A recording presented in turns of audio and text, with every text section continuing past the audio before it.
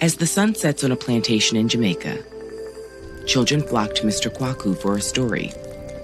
They all know he's full of tales from Ghana, the land of their ancestors. But what they don't know, Kwaku winks, is how their ancestors got those stories in the first place. Long ago, all stories belonged to Nyame, the all-seeing sky god.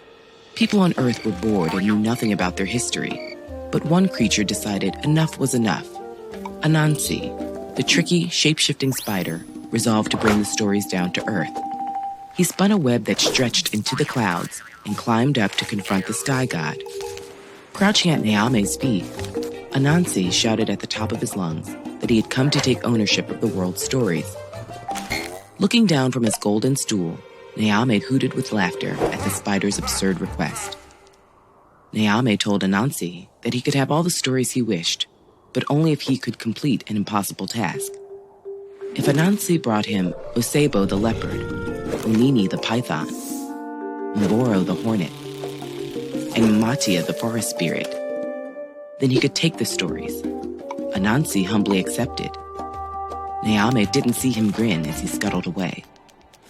Back on Earth, Anansi grabbed his magic bag and set to work. Anansi found Onini the python bathing in the sun. Anansi scoffed that Onini couldn't be the longest animal, saying he looked no longer than a piece of bamboo cane. Enraged, Onini stretched himself across the bamboo to prove his lengthiness. Anansi quickly bound him, tight to each end, and placed him in his bag. Next, Anansi dug a great pit in the middle of the path Osebo the leopard usually prowled and covered it with banana leaves. Sure enough, mighty Osebo soon fell in. Anansi scolded Osebo for his carelessness, but offered to rescue him. As he helped Osebo out of the pit, Anansi swiftly jabbed him with his knife. Osebo fell back to the ground, where Anansi wound him up, tight in spider thread. Then, Anansi heard Mboro and his hornets buzzing. He cautiously approached them. This would be tricky.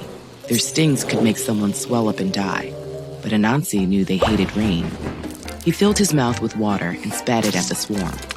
As they panicked, Anansi urged the hornets to shelter in his gourd, where they found themselves trapped. Anansi had one more task, to capture Matia, the elusive and mischievous forest spirit. She usually hid herself deep in the woods, but Anansi knew she was lonely. So he made a little doll covered in sap and left it in her path. When she came upon it, Matia spoke to the doll, but became enraged when it didn't answer. She hit the disrespectful doll, and her small fist stuck to its sticky surface.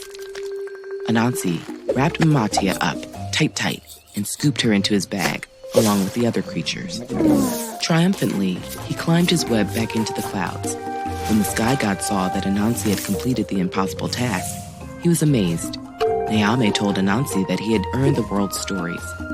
Dancing for joy, Anansi gathered them up, stuffed the stories into his bag, and descended to Earth. There, he scattered the stories throughout the world for people to share. And they did, Kwaku tells the children. Generations have continued telling and reimagining Anansi's stories, even after being stolen from Africa and enslaved. Anansi may be small, but cunning's better than strong, Kwaku says, and tells the children to take Anansi's stories with them wherever they go. Looking at his audience, Kwaku knows that Anansi will persist as a symbol of resourcefulness and resistance in the face of oppression, and a testament to the enduring power of storytelling.